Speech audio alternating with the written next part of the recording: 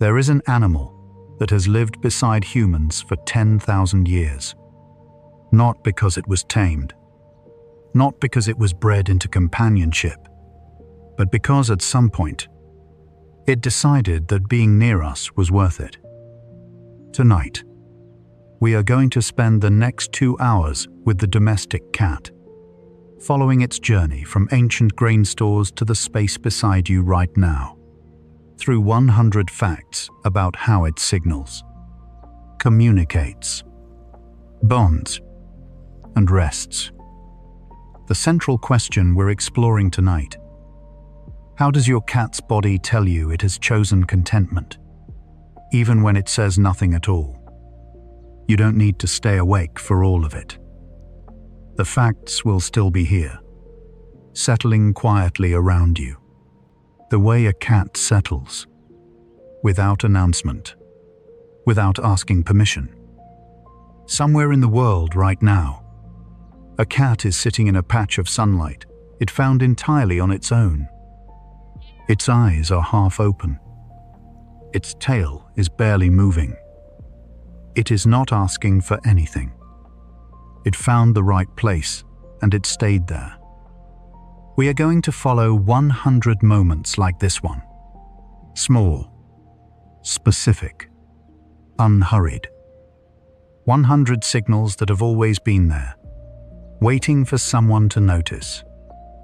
Notice the weight of your body right now, already choosing stillness, already knowing, the way a cat always knows, exactly where the warmth is.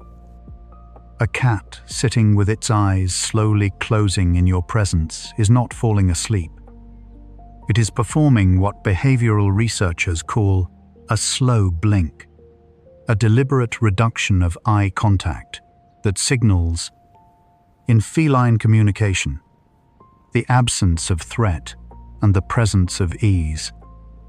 The slow blink is one of the few behaviors domestic cats perform toward humans that they almost never perform toward other cats.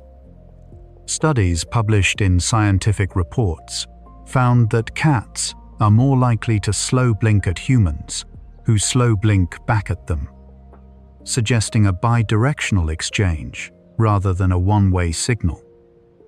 This began, researchers believe, during the earliest phase of cat domestication, a gesture that made proximity feel safe.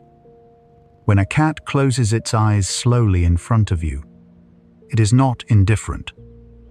It is doing the most trust-intensive thing it knows how to do, offering ease, without asking for anything in return. Around 10,000 years ago, in the Fertile Crescent, the first wildcats began approaching human settlements, not because humans invited them, but because humans had grain, and grain attracted rodents, and rodents attracted cats. This was not taming. It was an autonomous decision made by a small, independent creature that assessed the costs and the benefits of proximity and moved closer. Genetic analysis, published in Nature Ecology and Evolution, identifies the Near Eastern wildcat, Felis sylvestris libica, as the ancestor of every domestic cat alive today.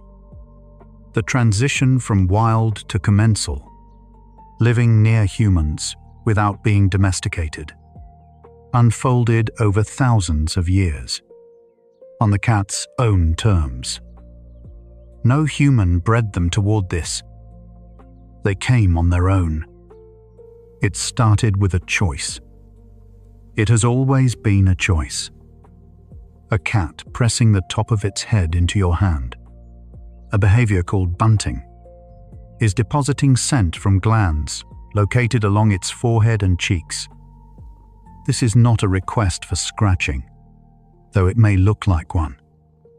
It is an act of chemical marking that, in cat social communication, signals inclusion. When a cat bunts a human, it is placing them inside its known, safe world.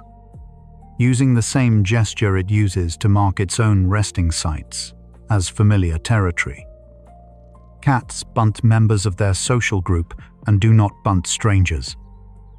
The chemical signals involved include pheromones associated with calm and familiarity, similar in function to the synthetic facial pheromones used in veterinary calming products.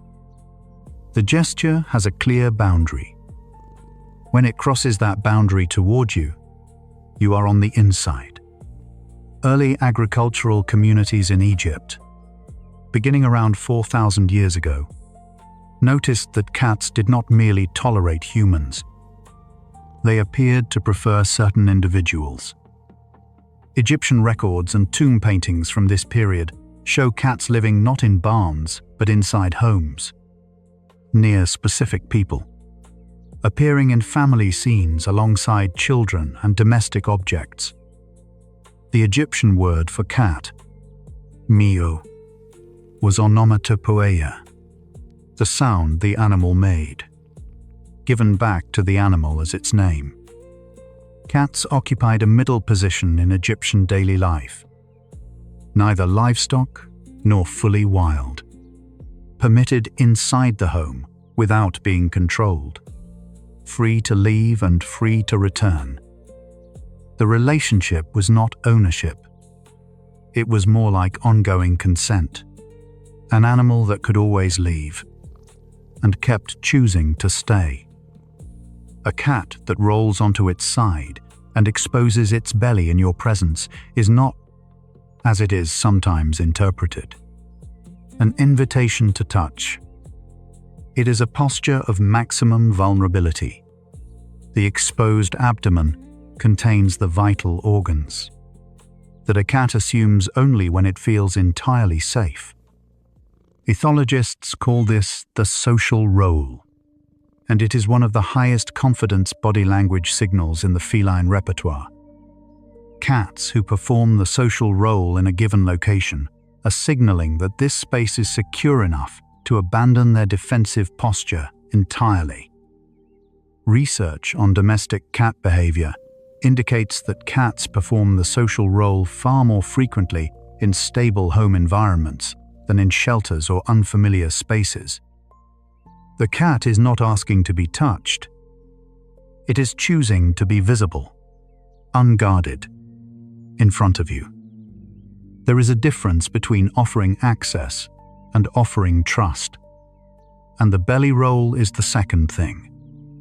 The domestic cat's purr is produced by rapid glottal movements, the opening and closing of the glottis at a rate of 25 to 150 times per second.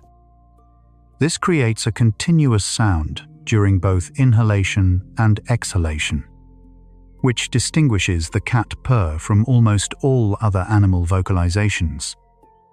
Some researchers have noted that frequencies between 25 and 50 Hz may be associated with bone density maintenance and healing, leading to the suggestion that purring could serve a self-repair function during rest, though this remains an area of ongoing investigation. Cats purrs in multiple contexts. During contentment, yes, but also during stress and illness, suggesting the purr functions less as a pure emotional signal and more as a self-regulating mechanism. What a cat does when it is happy and what it does when it needs steadying can be the same gesture. You may have noticed this in yourself, reaching for the same quiet thing in joy and in difficulty. By the time of the Roman Empire, cats had traveled with human populations across Europe, carried on trade ships as working animals. Genetic signatures recovered from medieval European cat remains show direct descent from Egyptian and Near Eastern populations, tracing the exact routes of human trade and migration. The cats were not cargo. They were crew. Each new port, each new human settlement, represented the same autonomous negotiation. Is proximity here worth it? And each time, enough individual cats answered yes that the population moved with humans. Not behind them, not in cage, but alongside, moving in the same direction, choosing the same ports, at a pace the cat set for itself. The cat has been a fellow traveler for millennia, drawn by the same warmth, making the same quiet choice at every shore. A cat sitting with its tail wrapped around its body. The tucked tail posture is signaling a resting state that researchers associate with low arousal and comfort. The tail wraps inward, the paws tuck underneath, and the body forms a compact shape that conserves heat.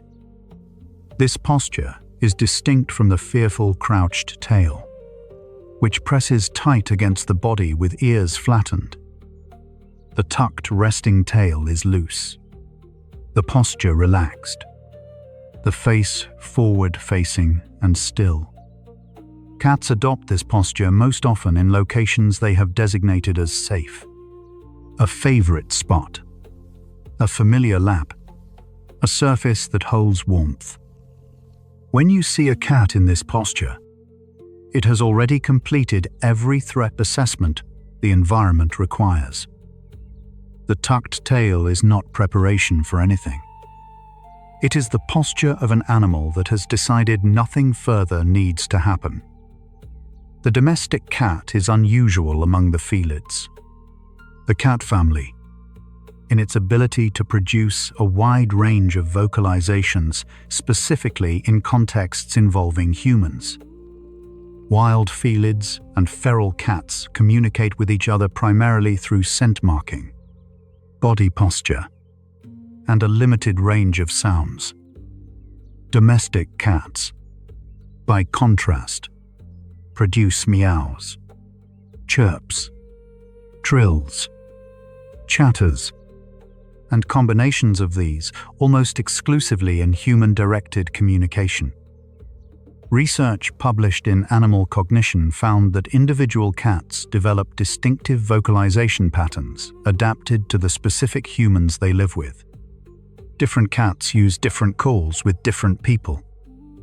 The meow, in its complexity and individual variation, is less like a fixed signal and more like a developing dialect. Your cat did not simply learn to speak. It invented a private language specifically for you and kept revising it until you understood. Around 800 CE, cats appear in Irish monastic manuscripts, depicted alongside monks, watching scribes work, hunting mice near the writing desks.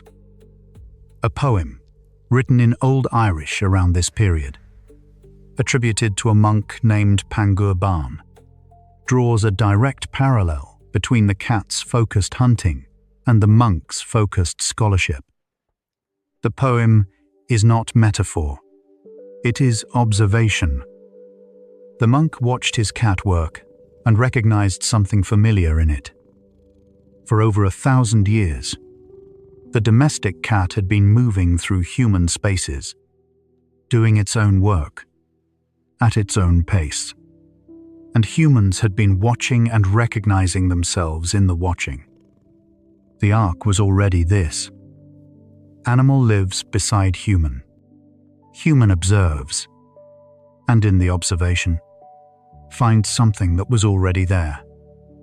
A cat that kneads with its front paws, alternating pressure in a rhythmic motion, is performing a behavior rooted in kittenhood, where nursing kittens knead their mother's abdomen to stimulate milk flow. In adult cats, kneading appears most often in contexts associated with comfort, relaxation, and contentment, frequently accompanied by purring. The behavior is most often observed on soft surfaces, blankets, cushions, sometimes the laps of people the cat has identified as safe. Kneading in adult cats is thought to involve comfort associations from early feeding behavior, meaning the cat may be, in some sense, revisiting a state of complete sufficiency. Cats do not need in threatening or unfamiliar environments. They need where they have decided it is safe to feel good. The places where we allow ourselves to feel fully at ease are not accidents. We find them the same way. The Viking Age brought cats to Iceland, Greenland, and eventually North America, carried on longships as rodent control. Genetic analysis of Viking-era cat remains shows that these animals were already multiple generations removed from their Near Eastern ancestors. They had traveled with people across the entire breadth of the known world before the first millennium was over. Cat remains have been found at Viking burial sites alongside weapons, tools, and objects of personal significance, suggesting that the relationship had shifted over time from functional to something closer to companionship. A cat in a burial suggests a cat that mattered. The human chose to include it. Something about that specific animal's presence was worth preserving in the record of a life. When a cat approaches you with its tail held vertically, straight up, sometimes with a slight hook at the tip, it is broadcasting the highest confidence social greeting in the feline repertoire. In cat-to-cat interaction, the vertical tail approach is used between individuals with an established positive relationship. The tail up is not a request. It is an announcement of welcome. Research on domestic cat behavior notes that the tail up greeting toward humans appears to be a modified version of the intercat signal, adapted for use across species. Cats do not raise their tails toward people they are uncertain about. They raise their tails toward people whose presence they have already categorized as welcome. The approach begins after that categorization, not before. Medieval European attitudes toward cats fluctuated significantly, from reverence in monastic and agricultural contexts to periods of suspicion during the 13th and 14th centuries. Despite these fluctuations, cat populations in Europe remained stable or grew, because the functional relationship held even when cultural attitudes shifted. Farmers kept cats regardless of theological position. Ships carried cats regardless of superstition. The cat's genuine usefulness anchored its survival through centuries of human ambivalence.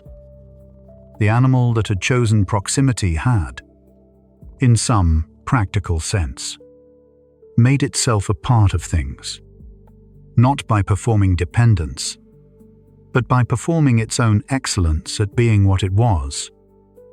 There is a kind of security in that, contributing something that holds its value regardless of whether anyone acknowledges it. A cat that rubs its cheek or chin against an object, or against you, is depositing scent from the sebaceous glands in those areas. The chemical signals include compounds associated with safety, belonging, and familiarity. Cats cheek rub objects at the boundaries of their territory to create a scent map that says, "I have been here. This is known. This is mine," in the sense that it is familiar. When a cat cheek rubs a person, it is placing that person inside its scent landscape, including them in the spatial record of what is safe. Researchers have found that cats cheek rub humans significantly more than unfamiliar objects, and that the behavior increases over time in stable relationships. Familiarity, in the cat's chemical language, is something that accumulates. It gets deposited, gradually, on the things and people it keeps returning to. By the 17th century, cats had traveled with European colonists to the Americas, Australia, and the coasts of Africa, completing what geneticists now call the global dispersal of the domestic cat. In each new territory, the same pattern held. Cats moved into human settlements, established proximity on their own terms, and remained. No one coordinated the movement of cats across oceans. Individual humans chose to keep individual cats, and those cats, given the choice to stay or go, stayed often enough that the population sustained itself everywhere humans went. The same calculation that began in the Fertile Crescent was running in every new territory. Does this place offer what proximity requires? The answer? Across every continent, humans reached. Held. A cat that grooms you, licking your hand, your hair, your face, is performing allogrooming, a behavior that in cat social groups is reserved for bonded individuals. Cats groom their mothers, their littermates, and cats they have formed stable bonds with. They do not groom strangers. The act of allogrooming involves the cat accepting a degree of vulnerability, its head lowered, its eyes partially closed, while performing a behavior that communicates ongoing investment in the relationship. Allogrooming frequency in free-ranging cats correlates with relationship quality. It occurs most between individuals who also preferentially rest together. When a cat grooms a human, it places that human in the same behavioral category as its closest social partners. The concept of the indoor cat, a cat living entirely inside human dwellings, is largely a development of the 20th century in Western countries, becoming common practice in the United States after World War II as suburban homeownership expanded. Before this, cats were primarily semi-outdoor animals, moving freely between interiors and outside spaces. The transition to indoor living required cats to adapt their territorial, hunting, and social behaviors to a much smaller, human-controlled environment. Research on indoor cat behavior shows that cats can thrive indoors when provided with enrichment, stable routines, and positive social interactions, but that their baseline needs remain those of a semi-independent predator. The indoor cat is not a simplified cat. It is an adaptable one, negotiating its ancient nature within a new kind of proximity. A cat that sleeps in physical contact with you, pressed against your leg, curled behind your knees, resting its chin on your ankle, is choosing the most socially significant sleep position available to it. In studies of feline social groups, contact sleeping is used as a measure of bond strength. Cats with established positive relationships sleep touching, while cats in conflict or neutral relationships do not. Some behavioral researchers have observed that cats in close bonding relationships appear to rest more deeply when in contact with their preferred humans. The cat pressed against you at night is not there simply because it is cold. It has other warm places. It is there because it has, somewhere in its calculations, included your presence as part of what rest feels like. That is a specific thing. It is different from tolerance, and different from habit. In Japan, the beckoning cat figure, maneki neko, dates to the Edo period, where cats became associated with good fortune and the welcoming of guests. The figure depicts a cat with one paw, raised in a gesture resembling the cat's self-grooming behavior, linking the cat's calm self-sufficiency with the quality of a good home. Throughout Japanese cultural history, cats appear as symbols of domestic harmony, the ease that comes from a well-ordered space where nothing is urgent. A culture builds its symbols from the animals it lives beside. The cat, across centuries of proximity to human domestic life, came to represent what a good home felt like. A place where a living thing could simply be itself. Comfortable. Asking for nothing. A cat that sits near you but not on you. Within a few feet. Facing the same direction. Neither requesting attention nor withdrawing. Is maintaining what researchers call passive proximity. This is distinct from active social behavior. And it is also distinct from indifference. The cat has chosen to be in the same space. It is not performing engagement. It is simply present. Studies of cat social behavior note that passive proximity is one of the most reliable indicators of relationship quality over time. Cats maintain it most consistently with individuals they have identified as primary attachment figures. Passive proximity is one of the most consistent behavioral indicators of positive relationship quality in cats more stable over time than active social behaviors, which fluctuate with mood. The cat that simply stays near you, day after day, is expressing something that does not require elaboration. The slow blink, introduced earlier in our journey, has a physiological dimension that makes it meaningful as a signal. When a cat slow blinks, the muscles around the eye and forehead visibly relax, and the facial tension associated with alertness is released.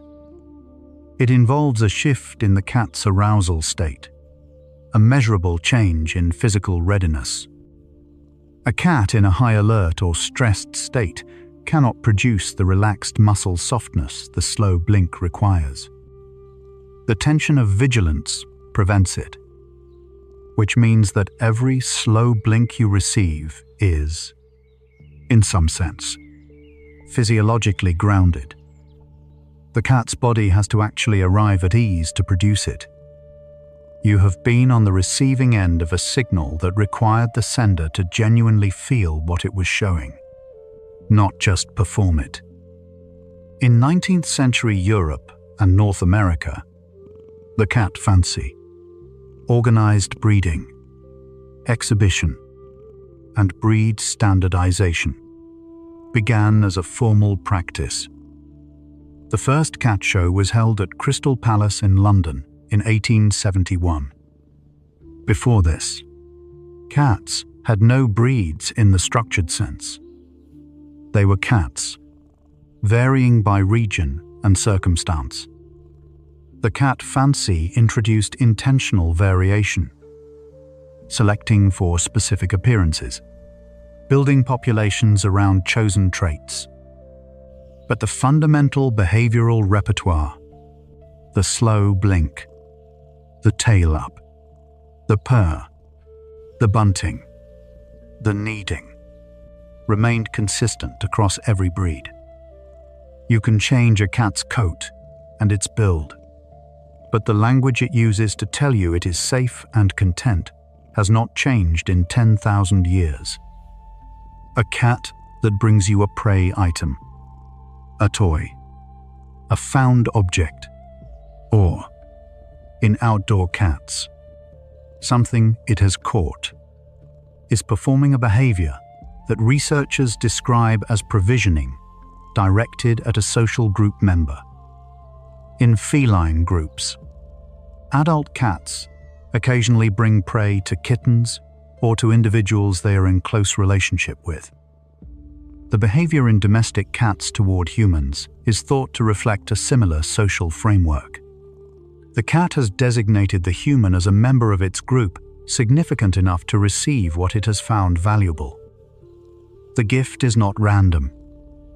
It is directed. The cat carries the thing specifically to you. What a creature considers worth bringing to the person it cares for tells you something about what it understands value to be.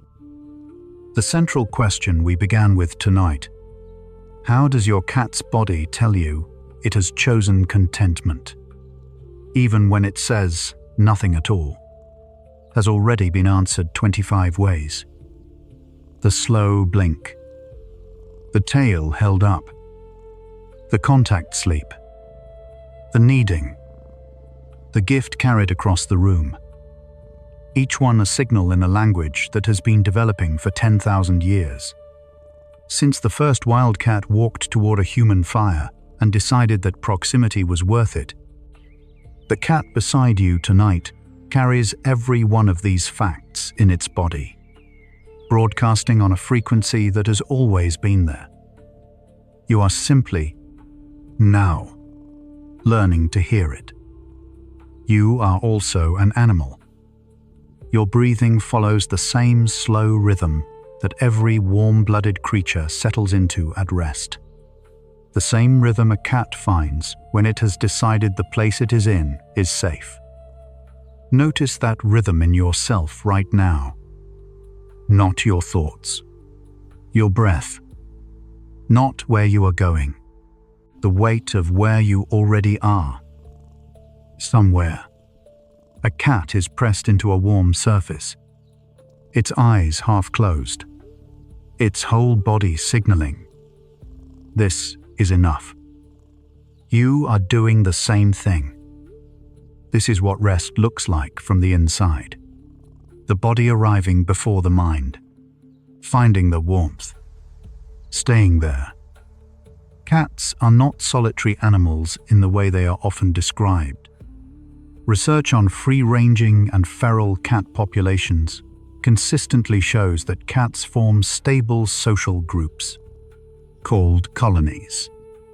When resources allow, with female cats as the social core, colony members share territory, engage in cooperative kitten rearing, and maintain long-term relationships with specific individuals. The idea of the cat as fundamentally solitary reflects an older model based primarily on adult male territorial behavior, not the richer social reality of stable female-centered groups. The domestic cat's capacity for social bonding with humans is not an anomaly. It is a redirection of an existing social architecture toward a new kind of partner. The cat already knew how to maintain close bonds across time. It simply expanded the definition of who counted. A cat that follows you from room to room, not requesting attention, not vocalizing, simply relocating to wherever you are, is performing what researchers call social following. In cat group dynamics, individual cats follow preferred social partners when those partners move, maintaining proximity within the group's shared territory.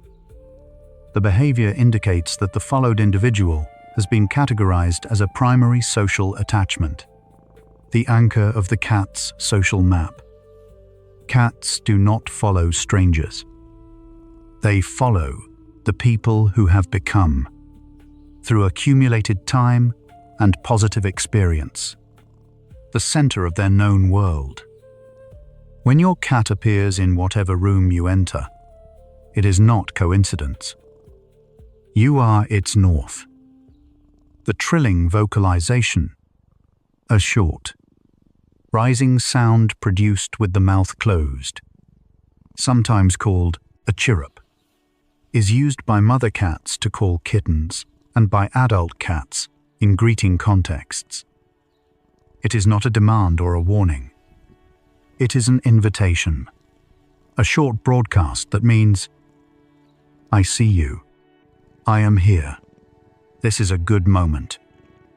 Domestic cats trill at humans more frequently than at other cats. and more frequently toward humans with whom they have stable bonds. The trill is produced quickly, without preparation, as an immediate response to pleasant recognition.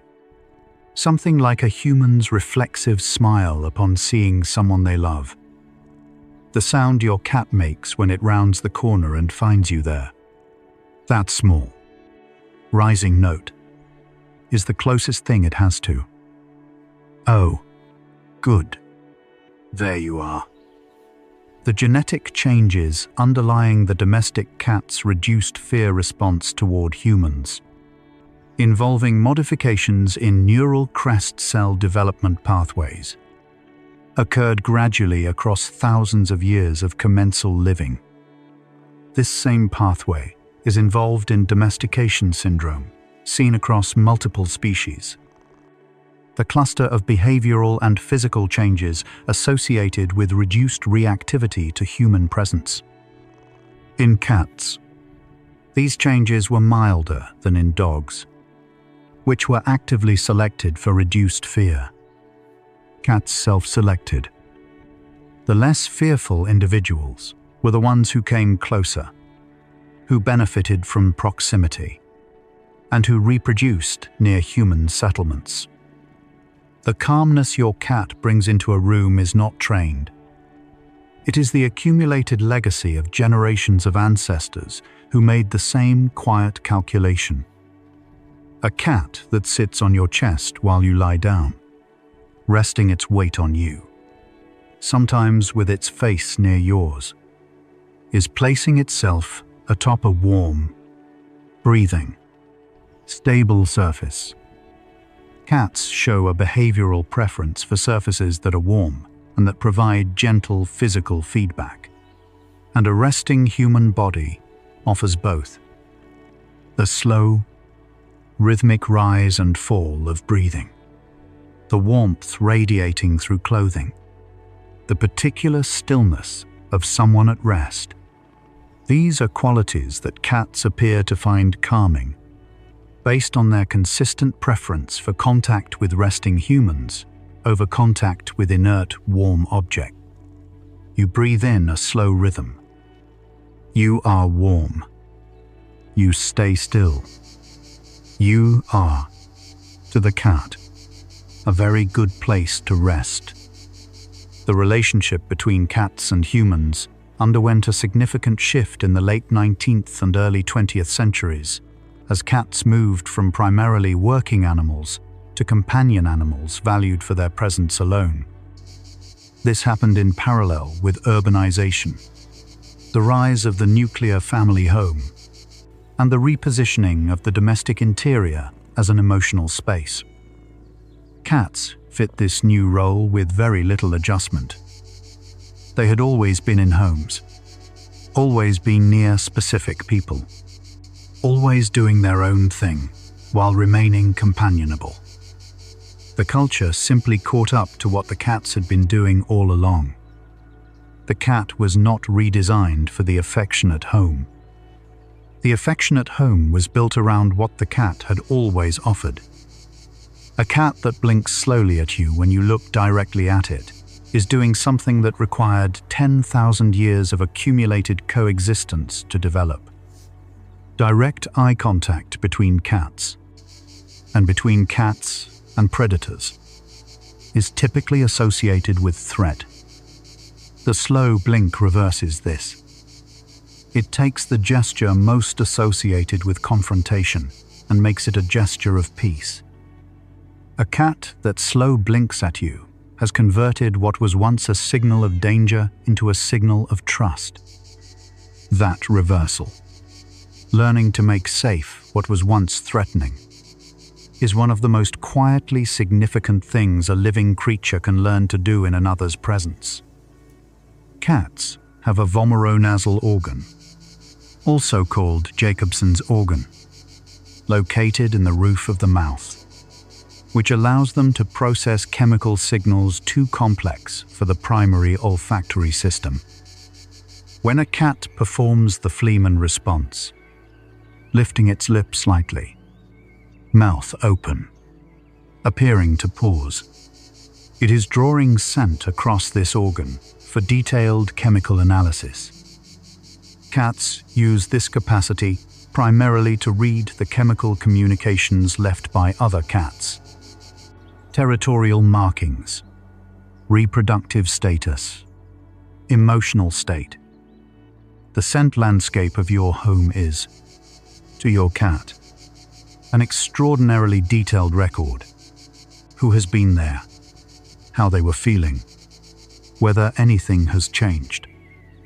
Every time your cat pauses and raises its lip, it is reading a page of a book you cannot see. The attachment relationship between cats and their primary human caregivers has been studied using a secure base test, adapted from the strange situation protocol originally designed to assess infant caregiver attachment. Research published in Current Biology found that domestic cats exhibit secure attachment behavior toward their primary caregivers, using the human as a safe base from which to explore, showing distress at separation, and seeking proximity upon reunion. Approximately 65% of cats in the study showed secure attachment, a proportion similar to that seen in studies of human infants. The cat is not indifferent to your absence. It has organized its sense of safety around your presence. When you return, the behavior, the tail up, the trill, the immediate proximity, is not performance. It is reunion. A cat that grooms itself in your presence is signaling something specific. It feels safe enough to perform a behavior that requires temporary inward attention. Grooming involves the cat's focus directed toward its own coat, not toward the environment. A deliberate reduction in vigilance. Cats do not groom in spaces they perceive as unsafe. They groom where the threat assessment has already been completed and the answer came back. Nothing to worry about here. The cat washing its face in your living room has already evaluated the room, evaluated you, found everything acceptable, and moved its attention elsewhere. You passed the evaluation. The cat moved on to other things. That is, in its own quiet way, trust. In cat social groups, certain individuals take on the role of social initiator, the cat who begins grooming interactions, approaches first, maintains proximity to the center of the group. Research on feral and free-ranging colonies finds that social initiators are not necessarily the most dominant cats. They are the cats whose presence other cats find most calming. The calming cat does not demand attention. It simply occupies space in a way that allows other cats' nervous systems to settle. Some domestic cats take on this role toward their human families, their presence quietly lowering the ambient tension of a household simply by being there, still, in the same room. Their contribution is not dramatic. It is the sound of a room becoming quieter. The domestic cat's visual system is optimized for detecting motion at low light levels. The tapetum lucidum, a reflective layer behind the retina, amplifies available light, giving cats roughly 6 times better night vision than humans. Cats can see clearly in light that appears completely dark to human eyes. This means that your cat has been watching you in the night, tracking your breathing, your movement, your position, with complete clarity while you slept without knowing it was there. Not with predatory intent, simply monitoring, the way a calm creature watches its environment for changes, the way you might lie awake and listen to the breathing of someone nearby, making sure everything is still all right. Archaeological evidence from a 9,500-year-old burial site in Cyprus shows a human buried alongside a cat. The two skeletons positioned facing the same direction, separated by only a few inches. This is the oldest direct evidence of cat-human burial association ever found, predating Egyptian cat veneration by thousands of years. The cat in the burial was approximately 8 months old at death. It was not sacrificed. It was placed beside the human. Whoever made that decision knew something about what the relationship had been. 9,500 years ago, someone understood that a cat had mattered enough to say, "With stone and soil, these two belong together." That is a very old record of what you already know. A cat that makes eye contact with you and then slowly looks away. Not startled, not disturbed, simply breaking the gaze with a deliberate, unhurried turn of the head, is performing a de-escalation signal. In feline communication, the gaze break says, "I see you. I am not threatened. Nothing here requires our continued attention." It is a signal of sufficiency. The cat looked. The cat decided everything was fine. The cat moved on. There is something worth noticing in that. The ability to look directly at something, assess it fully, and then put your attention somewhere else.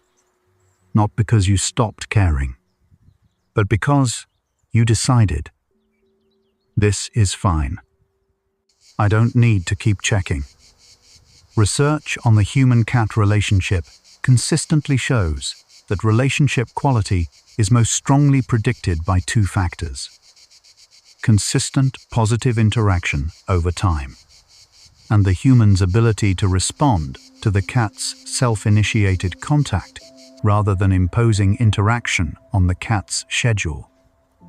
Cats bond most deeply with people who let them approach first, who notice the trill and respond to it, who feel the head push and offer a hand. The cat is not asking for performance. It is not asking for constant attention. It is asking for someone paying enough attention to notice when it is reaching out. You do not need to do more. You need to do less. And notice more. If you are still with us, thank you for being here, for letting 100 small moments carry you further into the night. If you have a cat nearby right now, asleep, or watching, or simply present, notice it for a moment. It has been broadcasting on its frequency this whole time. You are learning to hear it. Take a breath. We continue. Cats have whiskers, vibrissae, rooted deep in the skin and connected to a dense network of sensory nerve endings. The whiskers on a cat's muzzle extend approximately to the width of the cat's body, functioning as a spatial measurement tool. If the whiskers fit through an opening, the body will too. But the whiskers also register subtle air pressure changes, detecting the movement of nearby presences. When a cat is relaxed, its whiskers are slightly forward or neutral. When anxious, they flatten against the face. When focused, they fan forward intently. The whisker position is one of the most reliable real-time emotional readouts on the feline face. And it has been there all along, broadcasting in every moment. You looked at your cat and thought, "I don't know what you're feeling." The capacity for cats to form attachment relationships with humans appears to develop during a sensitive period in early kittenhood, between approximately 2 and 7 weeks of age, when frequent, gentle human contact shapes the neural architecture underlying social response. Kittens handled consistently during this window develop lower stress responses to human presence, greater exploratory behavior in novel environments, and longer social contact times throughout their lives. The window closes gradually, and cats who miss it can still form bonds. But the process is slower. This means that the ease with which your cat moves through your home, the calm it brings to a room, may be the direct result of something kind that someone did before you ever knew the cat existed. A cat that brings its face close to yours, within a few inches, sometimes touching nose to nose, is performing a greeting behavior that, in cat-to-cat interaction, represents the highest intimacy close contact signal. Nose-to-nose touching involves both animals assuming a head-lowered posture and accepting proximity at the level of their most sensitive organs. Cats that perform nose touches with humans have been found in behavioral studies to show higher overall social interaction scores. They are cats who have extended close contact trust fully to the human. The cat that touches its nose to yours is not performing a trick. It has placed you inside the smallest circle of physical trust it maintains. Very few things get that close. Cats engage in a range of behaviors specifically designed to elicit human response. Vocalizing directly at their human's face, pawing at hands or legs, sitting between a human and whatever the human is paying attention to. Researchers who study domestic cat communication describe these as attention-seeking behaviors, and they increase in frequency when cats have learned that humans respond to them. They are communicative behaviors that the cat has discovered are effective at producing the desired result. The cat that sits on your book, on your laptop, between you and your phone, has concluded, on the basis of evidence, that this is what works. That conclusion required both observation and learning. The cat has been studying you at least as carefully as you have been trying to understand it. The domestic cat's natural activity cycle is crepuscular, most active at dawn and dusk, with rest periods through the middle of the day and much of the night. This pattern evolved in the wild cat to align with the activity of prey animals at those transitional light levels. Domestic cats living with humans frequently shift their activity cycles to better align with human schedules, becoming more active when their humans are active, resting when their humans rest. Research has found that cats in multi-person households show more complex activity adaptations, synchronizing with the schedules of preferred individuals specifically. The cat that appears beside you when you stir has not forgotten that you sleep. It has remembered that this is when you sometimes wake, and it has decided to be there when you do. When a cat stares at a wall or ceiling, apparently focused on nothing, it is almost certainly detecting something. A sound at a frequency too high for human hearing, a smell arriving through a crack, the vibration of an insect behind the drywall. Cats hear frequencies up to approximately 79 kHz. Humans top out around 20 kHz. The cat's world contains entire layers of sound that exist in complete silence from the human perspective. What looks like your cat attending to the invisible is your cat paying close attention to information you do not have access to.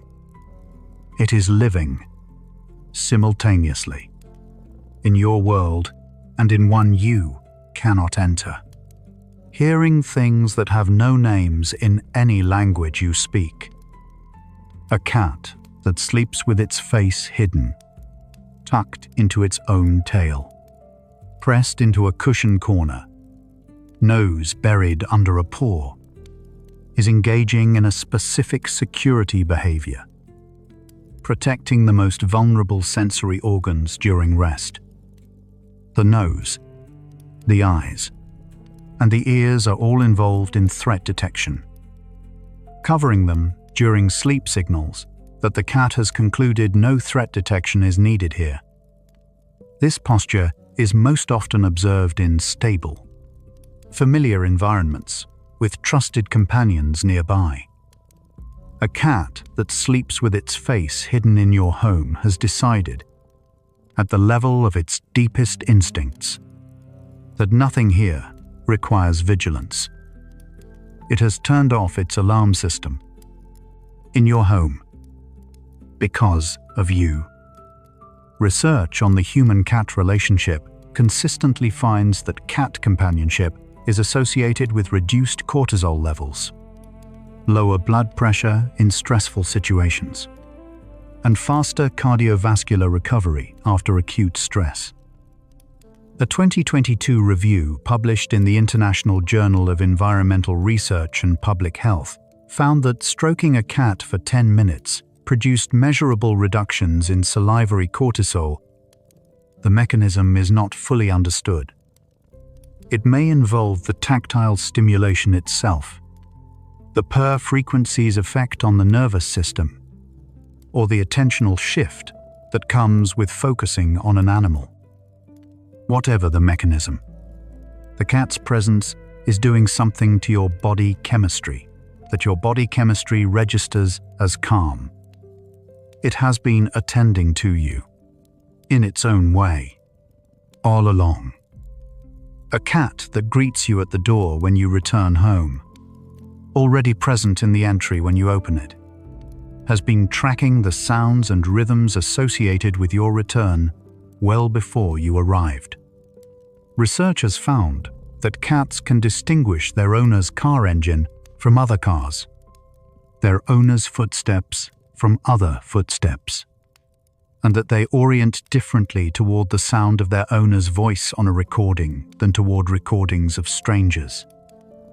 The cat at the door has been listening for you. It recognized you before it saw you. It was already moving toward the entry before the key touched the lock. It had been waiting, not anxiously, simply, attentively, with the kind of waiting that is itself a form of presence. We are at the midpoint of our journey tonight. 50 facts through a story that began 10,000 years ago, in a field where a small wildcat decided to investigate a human fire. That cat did not know it was beginning something. It was simply following what felt right. Warmth, proximity, the possibility that closeness might be worth it. Tonight, somewhere in your home or in your memory, there is a cat that has made the same calculation and arrived at the same answer. 50 facts remain, each one a small moment in a life lived alongside yours, broadcasting on a frequency you are already beginning to recognize. You are halfway through the night. Notice what has shifted in you since we began. Not what you know, but how you're holding yourself. The weight behind your eyes. The loosening of whatever you were carrying when you lay down. A cat at rest does not wonder if it is resting correctly.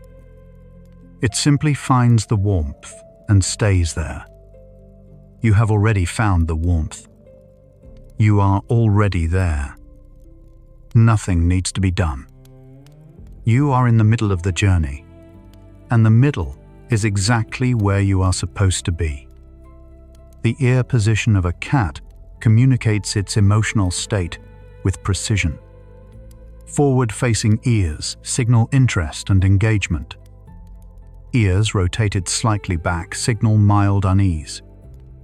Ears flattened fully against the skull signal fear or threat. The intermediate position. Ears slightly tilted to the sides. Relaxed. not actively tracking, is the resting ear posture, appearing in cats that have completed their environmental scan and found nothing requiring attention. Cats can rotate their ears independently, focusing one on a sound source while the other rests. When both ears settle into the relaxed lateral position, both sides of the cat's world have been assessed and released. The listening is done. The conclusion is, everything is fine. Cats are capable of recognizing their own name, a finding confirmed by research published in scientific reports in 2019. In controlled studies, cats showed distinct orienting responses to recordings of their own name compared to recordings of other words with similar phonetic properties. This recognition was present even when the recordings were made by strangers. The cats had abstracted their name from any specific voice and applied it as a category. The study also found that cats in multi-cat households learn to distinguish their own name from those of their housemates. Your cat knows it is you calling it, and has known for a long time, even when it appeared not to hear. Cats raised with consistent human contact show elevated oxytocin and reduced cortisol in the presence of their primary caregivers, neurochemical shifts associated with social bonding across mammalian species. Researchers suggest that these responses involve some of the same molecular pathways that evolved for the bond between mothers and young. Though the extent to which these systems are directly homologous remains an area of ongoing research. What is clear is that the comfort is not imagined. There are measurable biological correlates on both sides of the interaction. Studies have also found that humans petting a bonded cat show parallel oxytocin elevations, suggesting the neurochemical exchange runs in both directions. A cat that rolls onto its back in your presence, full body exposure, paws loosely raised, is not necessarily asking to be touched. The exposed belly posture signals complete physical ease in the current environment. Touching the belly often ends it abruptly, because the abdomen is also a reflexively defended area. This is not contradiction. It is simply the coexistence of two different truths. What the cat is offering is not access. It is visibility, the willingness to be seen at its most unguarded, in front of you, without requiring anything in return. To be completely relaxed in someone's presence without needing them to acknowledge it, that is its own form of intimacy. The cat's memory extends further than is often assumed. Research on feline cognition has found that cats retain spatial memories for years, remembering the locations of resources, hazards, and significant events in their territory over very long intervals. Studies have also found episodic-like memory in cats, the ability to recall specific past events, in contexts involving object location tasks. A cat that avoids a specific corner where it was once startled is not being irrational. It is applying a precise historical record to its current navigation. The cat is always moving through time as well as space, carrying a detailed map of what has happened where, and what that means for right now. Cats in multi-cat households with established positive relationships tend to synchronize their rest periods, sleeping at the same time, often in similar orientations, their rhythms appearing to align over weeks of close cohabitation. Owners of bonded cats frequently report similar patterns emerging between their cats and themselves. Cats that begin to settle when their human settles, that become drowsy when the household grows quiet. over months and years of close proximity, the cat's body appears to learn the rhythm of the people it lives with and chooses, in its own way, to follow along. The domestic cat's lifespan, typically 12 to 18 years in indoor environments, with many cats reaching 20 or more, means that a cat adopted young may be present for a significant portion of a human life. Long-term cat owners report that the relationship develops in complexity over time, more accurate perception of the cat's emotional states, more nuanced communication, a deeper sense of the cat as a specific, unrepeatable individual. The relationship does not plateau. It grows. 10 years in, you know things about that specific cat that no one else in the world knows, because no one else has been paying the same attention, in the same space, for the same length of time.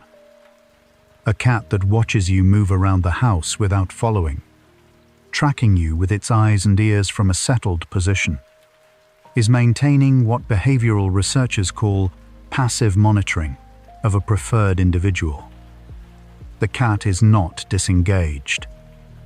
It is aware of where you are, what you are doing, and whether your behavior has changed. Cats who engage in extensive passive monitoring of their humans tend to show higher overall social engagement scores.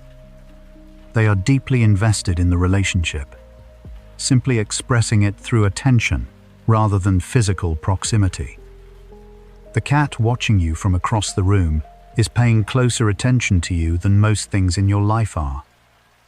In the wild, a cat's territory is a functional map organized around resources: food, water, shelter, resting sites, that it patrols and maintains. In the domestic context, the cat's territory is the interior of the home, and the primary resources are not food or water, but specific warm surfaces, elevated observation points, and, most significantly, the locations of bonded individuals. Research on indoor cat territorial behavior finds that cats structure their daily spatial patterns around the movements of their primary human caregiver, resting in rooms the human frequents, using furniture near the human's usual seat. You are, in the cat's territory map, the most important landmark. Everything else is organized around where you are. The ancient Egyptians venerated cats not only as symbols, but as genuine companions. Texts and imagery from the New Kingdom period show cats in specifically companionate roles, accompanying hunters, sitting beneath chairs at banquet scenes, playing with children. The depictions are affectionate and specific. These are individual animals. In the Ptolemaic period, the legal protections for cats became codified. It became illegal to export cats, and harming one carried severe penalties. This was the legal expression of a relationship that had become, over centuries, genuinely personal. The first civilization to write things down was also among the first to write down: "This animal matters to us." A cat that chirps at birds through a window, that rapid chattering sound produced with the jaw trembling, is performing a behavior whose function researchers still debate. Some evidence suggests it may be a modified version of the killing bite, rehearsed in anticipation of prey.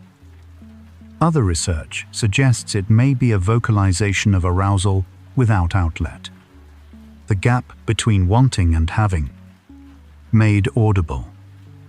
What is notable is that the chattering is almost always directed outward, towards something the cat cannot reach. and is rarely used in social communication with humans or other cats. It is a signal without a recipient. There is something tender in watching a creature direct its full attention at something it cannot touch. The wanting visible in the trembling of a jaw. The pattern of a cat's nose. The leather nose pad, with its unique arrangement of ridges and small bumps, is as individual as a human fingerprint.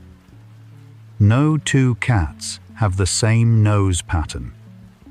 This means that the small, soft nose pressed against your hand or your cheek in greeting is a unique marking in the world, one that has never existed before and will not exist again. Every nose touch is specific. Every nose is unrepeatable. The contact between you and this particular animal, in this particular moment, is genuinely singular. Science, in some of its quieter moments, makes the irreplaceable visible. Cats in stable indoor environments establish learned connections between specific times of day and specific events, what researchers call time-place associations. Cats fed at consistent times begin appearing in the kitchen before their feeding time. Cats whose owners leave for work at consistent times begin orienting toward the door before departure. The cat is not psychic. It is using the home's ambient cues, light levels, sounds, subtle changes in the household's rhythm, to predict what comes next. Your cat has been studying the language of your day long enough to know what happens before it happens. It has learned you with the quiet patience of something that had nowhere else to be. A cat that rubs its forehead against your chin, a behavior called head-bunting, is performing the highest intimacy version of the scent-marking greeting, involving the temporal glands just above and behind the eyes. This behavior is reserved in cat social groups for the most trusted, closest bonded individuals. The forehead bunt requires the cat to bring its most vulnerable sensory area, eyes, ears, the brain directly behind them, into contact range. The cat that presses its forehead into your chin is offering something that requires it to close its eyes near your face. Every time, it has decided the risk is worth it. Every time, the calculation comes out the same. The global domestic cat population is estimated at between 200 and 600 million individuals, the range reflecting the genuine difficulty of counting semi-feral and commensal populations. Every one of these animals carries the same basic behavioral repertoire: the slow blink, the tail up, the bunt, the purr, the kneading. The same signals, the same language, across every latitude and culture where humans live. A cat in Tokyo and a cat in Sao Paulo and a cat in Lagos are using gestures that developed in a particular valley in the Middle East 10,000 years ago and traveled with the species across the entire surface of the earth. The language is that old, and it still works. A cat that holds soft eye contact, relaxed brow, no tension around the eyes, gaze lingering, and then slow blinks, is performing the most deliberate peace signal in its repertoire. The held gaze, followed by the slow blink, requires a genuine reduction in arousal. The muscles around the eye cannot soften in a high alert state. Every one you have received was physiologically verified. By this point in the night, you may have returned one without thinking about it.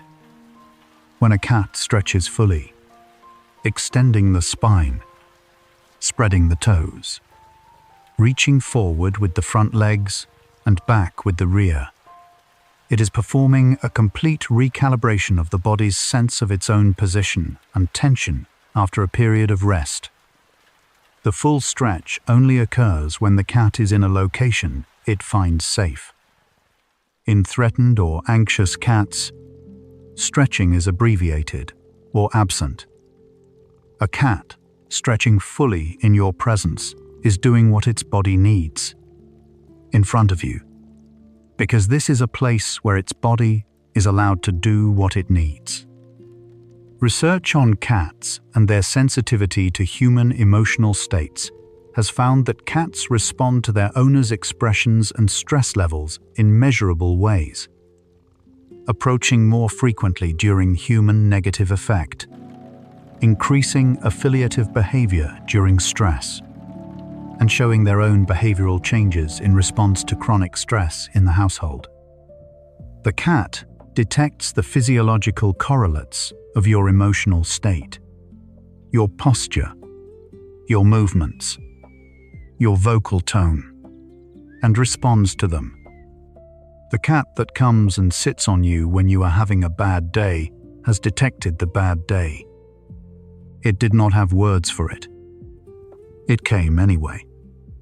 A cat's paw pads contain a concentration of sweat glands, the only area of the cat's body that produces sweat, and also scent glands that leave chemical traces on surfaces the cat walks across.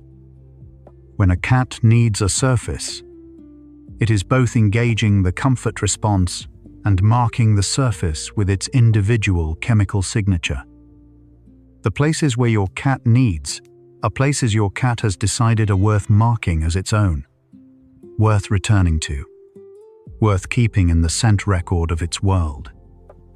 The places a cat marks are the places it intends to stay. The ancient Romans kept cats in homes across the empire. Evidence from sites in Britain, France, the Rhine Valley, and North Africa shows domesticated cat remains in Roman domestic contexts from the 1st through 4th centuries CE. A mosaic from Pompeii, preserved under the volcanic ash of 79 CE, depicts a cat catching a bird. Specific, lively, recorded with an evident appreciation for the animal's nature. The city that was buried in a single morning left behind, among its final images, a picture of a cat doing what a cat does, caught in motion, recorded with the pleasure of someone who had looked and found it worth preserving. A cat sitting in an elevated position, on a high shelf, the back of a sofa, the top of a cabinet, is using its environment the way its wild ancestors used trees, gaining a visual advantage, surveying its territory from a position where it cannot be surprised. The preference for height is deeply encoded in feline behavior.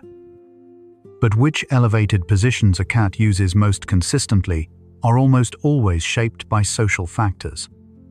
Specifically, which positions offer the best view of the people and locations the cat most wants to monitor.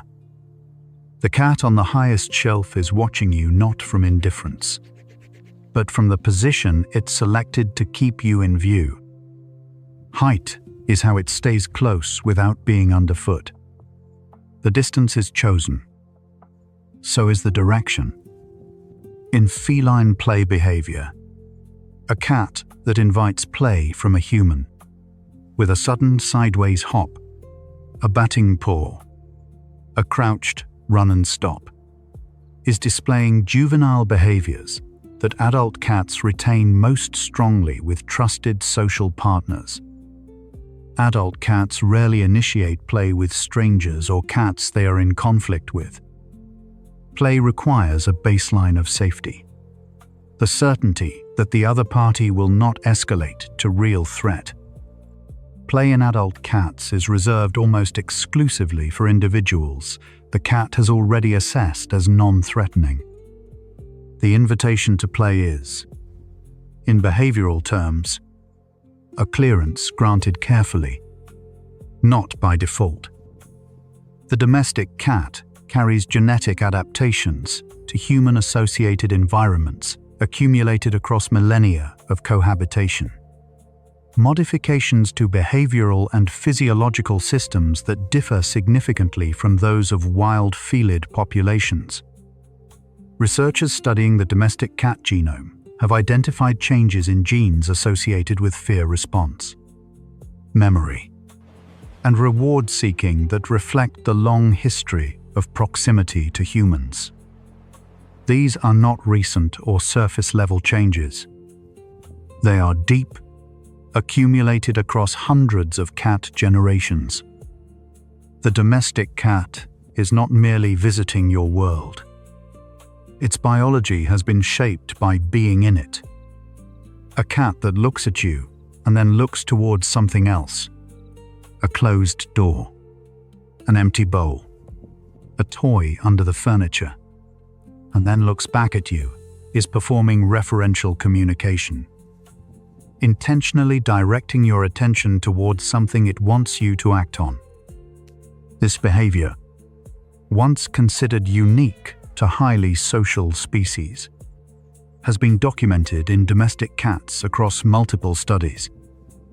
The look-glance-look sequence has been documented in domestic cats across multiple controlled studies and is classified by researchers as referential communication, the same functional category as pointing in human infants. The cat is using the full extent of the communicative resources available to it. We are 3/4 through the night.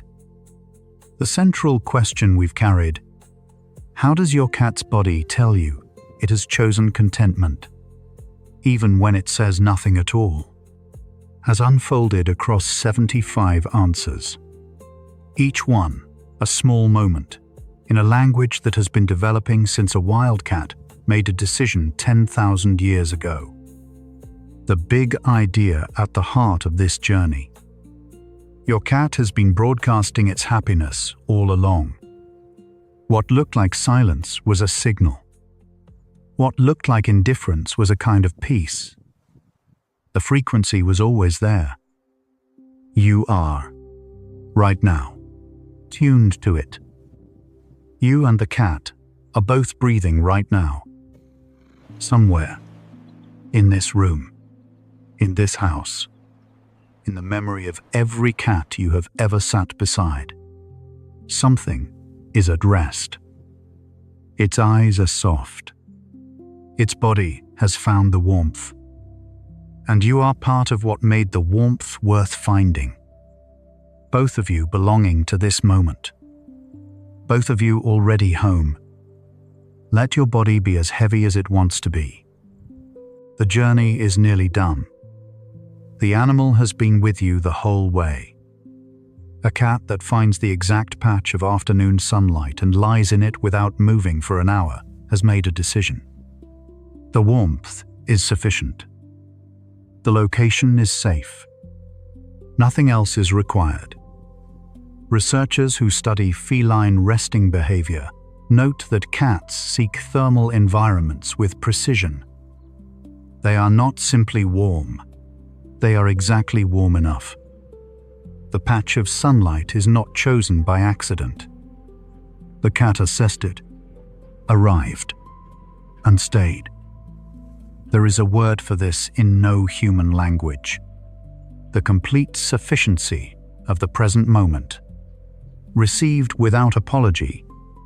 Held without effort. When a cat purrs in the dark beside you and you cannot see it, you can still feel the vibration. A low, continuous rhythm that the body registers before the mind does. The frequency of a cat's purr falls within a range the human nervous system tends to find settling, and the rhythmic quality of it, continuous, unhurried, undemanding, has a quality researchers associate with auditory calming stimuli. The body recognizes it as safe. The mind follows. Some signals reach us before we know we have received them. A cat that waits for you, not pacing, not vocalizing, simply present at the door or at the top of the stairs or at the foot of the bed, already there when you arrive, is performing a behavior that takes patience and attention. Waiting, in the behavioral sense, requires the cat to hold the expectation of a specific individual's arrival while remaining calm enough not to seek an alternative. It is a form of focused, sustained attention, the kind that only makes sense when the thing being waited for is worth it. The trill your cat produces when it rounds a corner and finds you, that small, soft, rising sound, is complete in itself. It requires nothing from you. It is not a demand or a request. It is an acknowledgement that you exist and that your existence, right now, is welcome. Researchers note that the trill is produced involuntarily, in immediate response to the recognition of a preferred individual, closer in function to a reflex than a deliberate communication. The small sound your cat makes when it finds you is not something it decided to say. It simply happened. That is, in some ways, the most honest kind of greeting. A cat asleep on a sunlit surface, one ear moving slowly toward a distant sound and then returning to rest, is doing exactly what it needs to be doing. The ear listens, monitoring the environment at the edge of awareness, and the body stays in rest. This is not vigilance. It is the light, effortless attention of an animal that has already decided the world is safe enough to sleep in, but remains curious enough to notice what moves through it. The ear dips toward the sound. The ear returns. The body does not follow. The whisker spread of a relaxed cat, fanned slightly forward, symmetrical, held still, is one of the most consistently peaceful images in the natural world. The vibrissae are always reading the environment. They do not rest. But a relaxed whisker spread means all that reading has been processed and nothing has required response. The information arrived. The cat considered it. The cat found nothing worth moving for. This is what undisturbed presence looks like from the outside.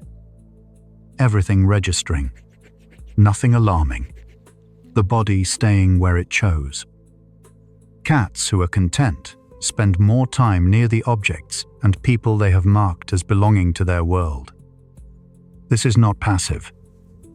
It is an active choice, repeated every time the cat settles back to a familiar spot, returns to a preferred person, chooses the same surface again. Behavioral researchers who study feline space use note that stable cats show consistent spatial preferences that cluster around their primary social attachments.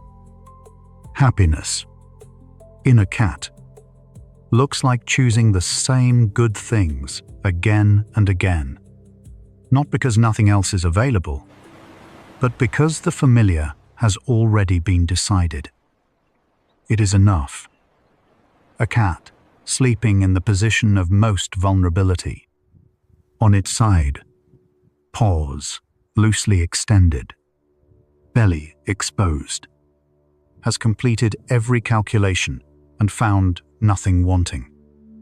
This posture requires that the cat trust every direction from which something might approach. It is a 360-degree statement of safety. To sleep this way is to have decided, at the most instinctive level, that the entire perimeter of one's world is secure. When your cat sleeps like this in your home, that decision includes you. The slow blink takes less than 2 seconds. It is the smallest gesture in the cat's emotional vocabulary. No sound, no movement, no translation required. It arrived early in our journey tonight and has appeared in various forms, across many facts since. It takes less than 2 seconds to give and less than 2 seconds to receive. A small, quiet, repeated affirmation. I am here. I am at ease. You are the reason. The relationship confirmed. Again, in the time it takes to breathe out. A cat that has lived with you for years moves through your home with a particular confidence. Not the confidence of a stranger who has memorized a layout, but of a creature for whom this interior is the only interior that fully exists. Your walls are its walls. Your corners are its corners. The smells in every room have been catalogued and accepted. The sounds of the building have been sorted into known and irrelevant. You are, for this animal, the entire known world, not by limitation, but by choice. The nose pressed to yours. Brief, soft, specific, carries 10,000 years of accumulated trust in it. Every ancestor of your cat that survived long enough to pass on its genes made the same quiet decision. Proximity is worth it. The cats who came closer left more offspring near human settlements. The ones who came closest, who touched, who stayed, who chose, are the ones whose genes became your cat. The nose that touches yours tonight is the latest point in an unbroken line of that choice. A cat that settles beside you without asking, simply arrives, turns once or twice, and lies down, has not needed permission. It does not require acknowledgement. It has already decided this is where it belongs. The belonging arrived without ceremony. The cat turns twice, settles, and that is the full announcement. In feline terms, arrival is the declaration. The kneading slows. The eyes close fully. The purr deepens and then quiets into a softer vibration. Barely audible now, more felt than heard. The paws, which have been pressing in their slow rhythmic motion. Still. This is what contentment looks like as it approaches sleep. Not announced, not asking to be recognized. Simply present, and then more deeply present, and then resting. You do not need to understand every signal to have been receiving it. The tail held up, the eyes half closed, the body pressed gently against yours. These have been arriving for as long as you have shared space with a cat, and the receiving happened regardless of whether you had the words for it. Understanding is not required for something to be real. The frequency was always on. You were always tuned to it. The cat is sleeping now, somewhere nearby, or in your memory. It found the right surface, and it stayed. Its whiskers are still. Its breathing is slow. Its ears rest in the neutral position, monitoring nothing, because it has already decided. Nothing here requires attention. You are doing the same thing. Your body found its surface. Your breathing found its rhythm. In this moment, in the dark, you and the cat are doing exactly the same thing, resting in a world that has been decided, for now, to be safe. there is nothing left to figure out tonight. The warmth is already here. Let yourself stay in it. A cat whose tail is still, not pressed flat, not lashing, simply resting along its flank, without motion, is an animal that has nothing left to signal. The tail is one of the most expressive parts of the feline body, encoding everything from fear to excitement to greeting. A still tail means all of that has quieted. There is no message left to send. There is only this: the animal, at rest, in a world it has assessed and accepted. The cheek pressed against your hand is warm. That warmth is specific. This cat, this moment, this small transfer of heat between two living things that chose to be in the same space. The cat's body temperature runs slightly higher than a human's, which is part of why contact with a cat feels distinctly warm to the touch. The warmth passes between you without being asked for or given consciously. It simply happens when two things are close enough. Nothing is required of it. It passes anyway. Somewhere tonight, a cat that has lived beside a human for years is asleep in the same room as that human, breathing in the same slow rhythm, at rest in the same quiet darkness. Neither one needs the other to be doing anything. The cat does not need the human to be awake. The human does not need the cat to perform. They are simply together, in the dark, in the same room they have shared for years. And the room holds both of them with the same steady indifference of walls that have learned to expect this. The eyes are fully closed now, both ears in the resting position, the whiskers still, the tail along the flank, unmoving, the breathing slow and even. This is what a cat looks like when every system that evolved to keep it alert has been told, by the accumulated weight of familiarity and safety, that it can stand down for a while. Every physical signal in alignment. Here is good. Here is known. Here, I can rest. The cat does not need to tell you it is content. Contentment, in a cat, is not a declaration.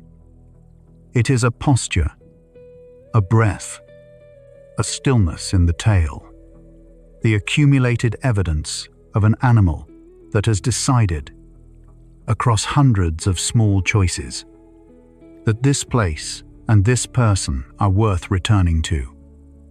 The happiness was never hidden. It was never silence. It was a language, broadcast steadily, waiting for someone to learn enough of it to hear. There is a particular quality to the presence of a sleeping cat in a room, a stillness that is not emptiness, a warmth that is not just temperature. Researchers who study human-animal interaction note that the physical presence of a calm animal in a space appears to lower the ambient arousal of others in that space. The cat is not doing this on purpose. It is simply at rest. And rest, it turns out, is something that can be shared. The frequency was always on. 10,000 years of cats choosing proximity, choosing to stay, choosing to invent new ways to say what they needed to say. All of it was broadcasting, continuously, in every gesture and posture and small sound, in every slow blink and tucked tail and nose pressed close. The signal has never stopped. It is still going. Right now, in this room, in this darkness, whatever is resting near you is still transmitting. The cat knew. Not in the way that requires thought or language or the explicit understanding of what a choice is. It knew the way that living things know the things that matter, by moving toward them, by staying, by returning, by choosing the same warmth again, in the morning, when the light comes back. This is the oldest kind of knowing. It does not need to be explained. You are learning. Not from the beginning. You have been learning all along.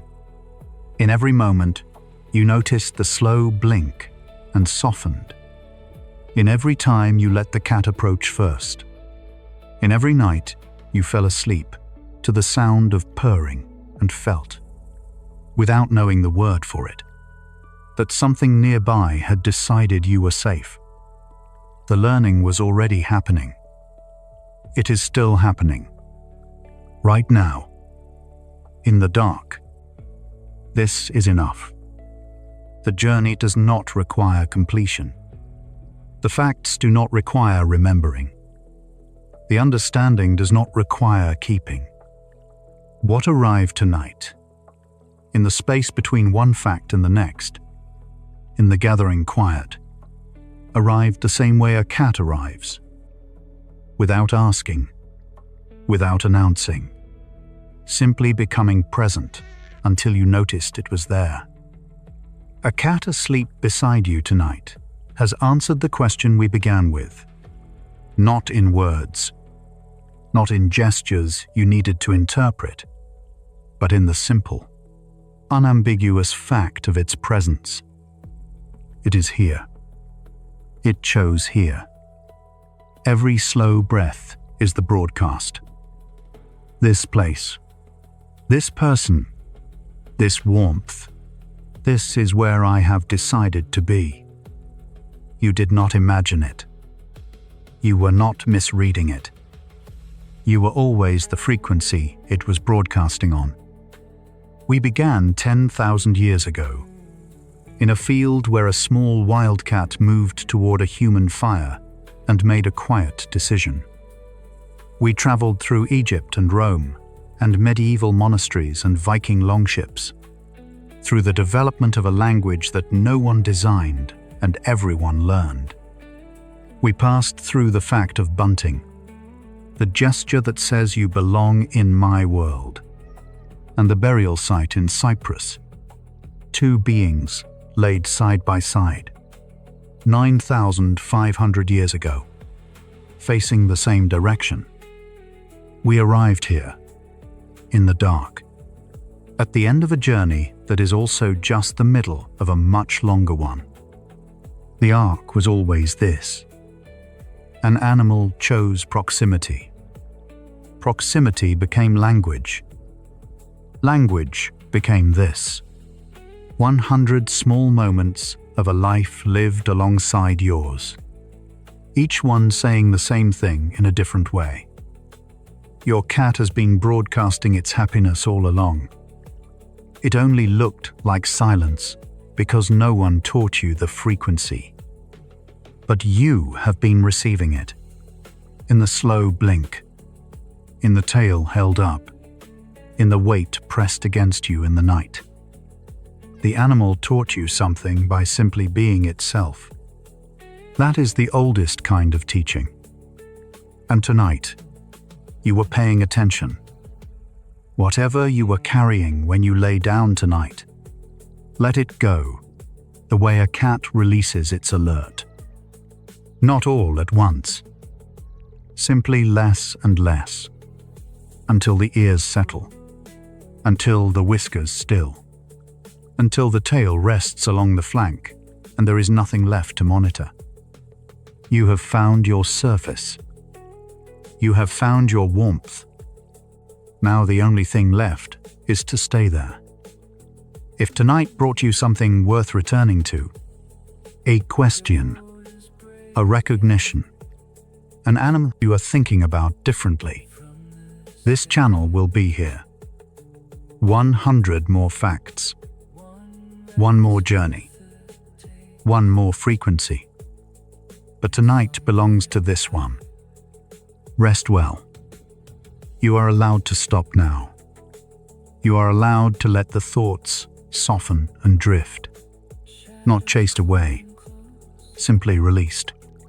The way a cat releases its held alert when it decides the room is safe.